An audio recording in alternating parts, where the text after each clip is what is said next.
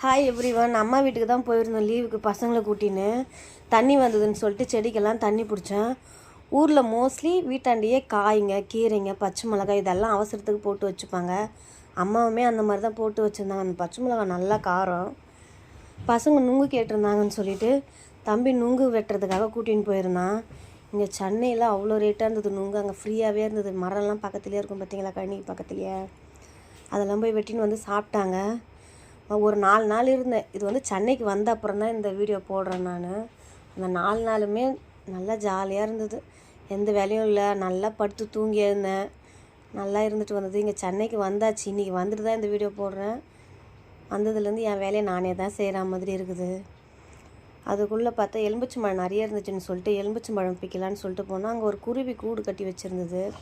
அது உள்ள முட்டைலாம் ஒன்றும் இல்லை. இது முடக்கத்தான் செடி. இது அங்கெல்லாம் ஊரில் எங்கே வேணாலும் முளைஞ்சி கிடக்கும். இதெல்லாம் இன்னொரு வீடியோவில் பார்க்குறேன். பாய்.